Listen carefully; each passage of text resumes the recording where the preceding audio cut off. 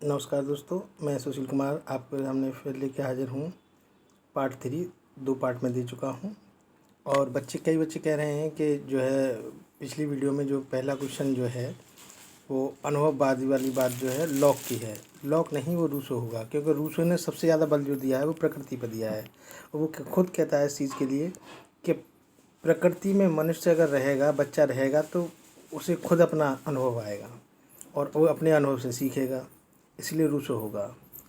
और अभी भी जो गैस पेपर हैं बहुत सारे उनमें गलतियां हैं, तो इसलिए मैंने बता दिया आप लोगों को। और दूसरा एक और बात है, हम जो है सबसे बड़ा प्रकृतिवादी भी रूसो ही है।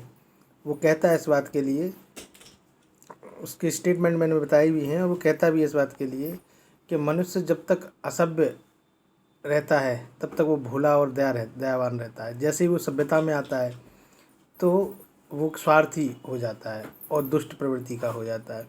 जब एमाइल जो उसकी पुस्तक है उसमें उसने लिखा है इस बात को, ठीक है। तो इसमें आज स्टार्ट करते हैं इसको, तीसरे पार्ट को। विद्यालय भवन के नमूने किस प्रकार के होते हैं? ई प्रकार के, एन प्रकार के, आई प्रकार के, एल प्रकार के, टी प्रकार के, एस प्रकार के, यू प्रकार के। एक मिस कर दिया, इसमें ओ प्रकार का भी होता है, ठीक है। ओ प्रकार का भी होता है। ये इस जिस जगह ये बनाई जाती है उस जगह की भौगोलिक स्थिति को देखते हुए और आवश्यकताओं को देखते हुए इन विद्यालयों के नमूने जो हैं उनका जो है हम करते हैं, बिल्डिंग बनाते हैं। तो इसमें और बहुत दोनों आंसर आएगा। स्कूल एडमिनिस्ट्रेशन एक सब्जेक्ट होता है, उसमें ये सारी चीज़ें बताई जाती हैं। अगर बीएड आप कर रहे हो तो शायद अगर आप में वो एडमिनिस्ट्रेशन वाला पेपर पढ़ा होगा तो उसमें निश्चित ही होगा। ये एमएड में एक अलग ही पेपर है इसका, स्कूल एडमिनिस्ट्रेशन का। एसपी सुखिया की बुक है, अगर कोई पढ़ना चाहे तो उससे बहुत अच्छा है। नेक्स्ट चलिए, विद्यालय वातावरण में क्या क्या शामिल है? भवन व मैदान, उद्यान, हॉस्टल सुविधा, हॉस्टल या उपयुक्त सभी। तो विद्यालय वातावरण में ये सभी, भवन और मैदान भी चाहिए, उद्यान चाहिए, हॉस्टल चाहिए, उपयुक्त सभी। डी ऑप्शन सही होगा इसका। नेक्स्ट है, अच्छे शिक्षण की मुख्य विशेषता क्या है? सुनियोजित प्रक्रिया, उपचारात्मक प्रक्रिया, तार्किक प्रक्रिया, उपयुक्त सभी। तो अच्छे प्रशिक्षण में सुनियोजित प्लानिंग होनी चाहिए, लॉजिकल तरीके से, तार्किक यानी लॉजिकल तरीके से होने चाहिए। उपचार यानी कोई कमी रह जाए तो उसका उपचारात्मक इसका सॉल्यूशन तुरंत निकाल लेना चाहिए, तो उपचार भी कर देना चाहिए। तो ऑप्शन डी सही होगा इसका। नेक्स्ट है,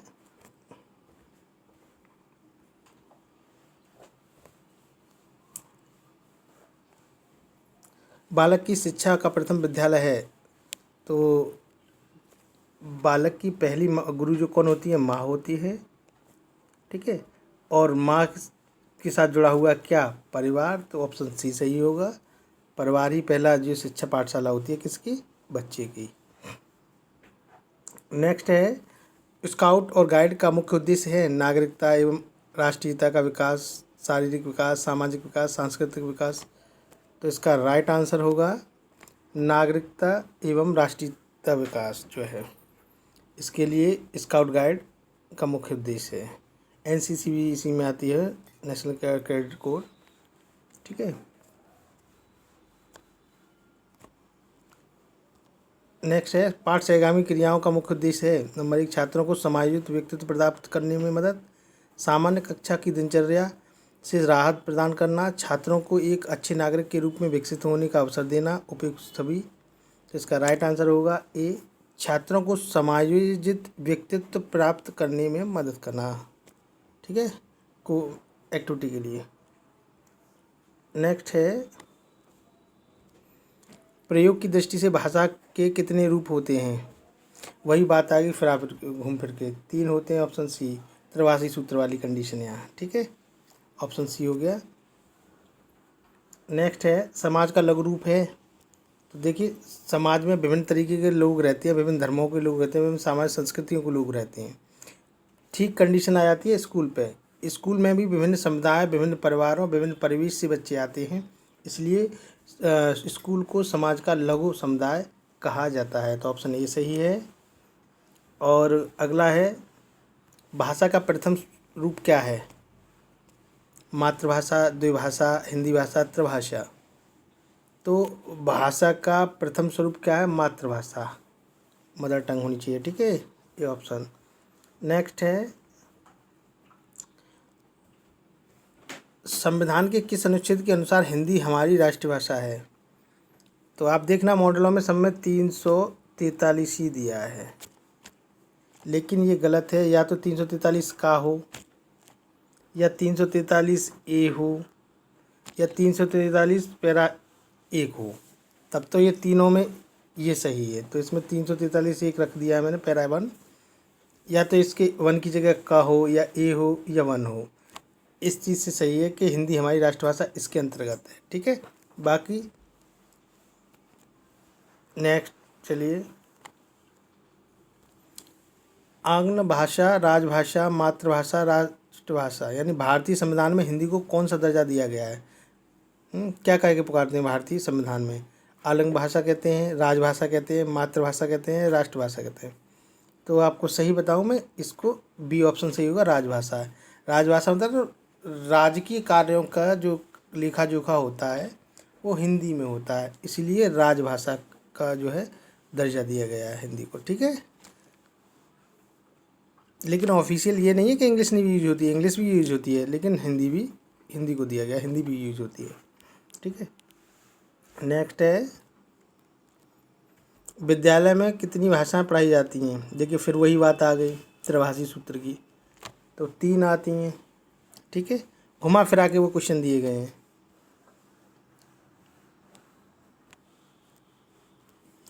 किस प्रक्रिया से छात्रों में योग्यता विकास तथा ज्ञानार्जन का विकास होता है? ए ऑप्शन सस्वर वाचन, बी गहन अध्ययन, सी मौन वाचन, डी व्यक्तिगत वाचन। तो ऑप्शन इसका होगा गहन स्टडी, ऑप्शन बी होगा, ठीक है। नेक्स्ट है, पशु पक्षियों की ध्वनियाँ किस परिधि में आती हैं? देखो इम्पोर्टेंट है, बहुत इम्पोर्टेंट है ये। कैसे इम्पोर्टेंट है? पशु पक्षियों की ध्वनियाँ किस में आती हैं? भाषा में आएंगी, पठन में आएंगी, पाठन में आएंगी, श्रव्य में आएंगी। तो ये भाषा है किसकी? पक्षियों की ध्वनियाँ जो हैं, ठीक है, उनकी अपनी लैंग्वेज है। नेक्स्ट है, तर्क जिज्ञासा तथा निरीक्षण शक्ति का विकास होता है 7 वर्ष की आयु में, 11 वर्ष की आयु में, 9 वर्ष की आयु में, 6 वर्ष की आयु। ये किशोरावस्था है, सॉरी गलती लगा रहा हूँ मैं, ये बी ऑप्शन सही होगा इसका, बी।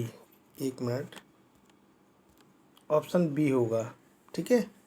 किसी किसी में 12 से दे रखा है या 18 तक, किसी किसी में 11 से दे रखा है 19 तक। तो ये 11 वर्ष यानी आपको किशोरावस्था याद रहेगी तो आप समझ जाना है, इसका बी ऑप्शन सही है, ठीक है।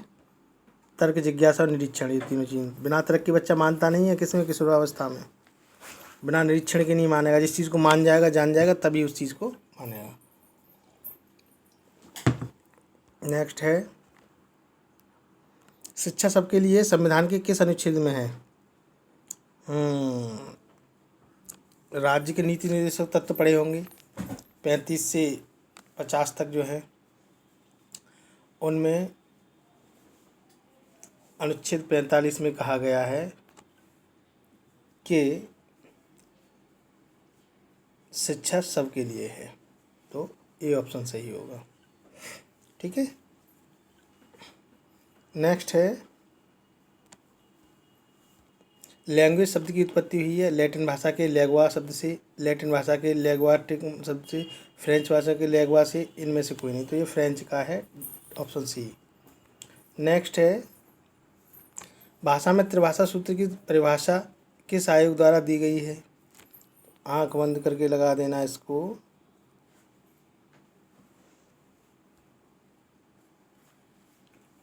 ये ऑप्शन कोठारी आयोग द्वारा, ठीक है। नेक्स्ट है, भाषा शिक्षण में प्रयोग की जाने वाली सामग्रियां जिनका प्रयोग सुनने में किया जाता है कहलाती हैं दृश्य सामग्रियां, श्रव्य दृश्य सामग्रियां, स्पीकर सामग्रियां।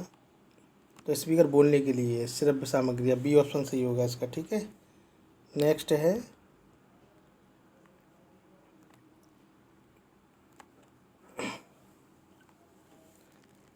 ई के फेटवेल के अनुसार पाठ सहगामी क्रियाओं को कितने भागों में बांटा गया है? 4 में, 6, 7 में, 6 में, 8 में, तो 6 भागों में बांटा गया है। ऑप्शन सी सही होगा इसका। और वीडियो देखने के लिए बहुत बहुत आप लोगों का धन्यवाद। ऐसे जुड़िए रहिए और टेलीग्राम जो चैनल को ज्वाइन कीजिए, उस पर बहुत सारी प्रैक्टिस कीजिए, क्योंकि मैं प्रैक्टिस करोगे तो अपने दिमाग में बैठा रहेगा। एक चीज़ अगर 20 बार हाथ से निकल जाए तो एक कहावत सुनी होगी आपने, करत करत अभ्यास के जड़ मत होत सुजान, रस्सी की आवन जावन से सिल पर पड़त निशान। यानी कि जितने ही मॉक टेस्ट कर लोगे आप तो वो दिमाग में आपके क्वेश्चन बैठ जाएंगे और जब भी कहीं भी आप देखोगे उन्हें टिक कर जाओगे। मैं निश्चित बता रहा हूँ कि आप मॉक टेस्ट करें और मैं जो वीडियो बना रहा हूँ इनको देखें, आप कुछ ना करें तो निश्चित 65 से 70+ ले ही आओगे आप। ठीक है, तो वीडियो देखने के लिए बहुत बहुत धन्यवाद। नमस्कार।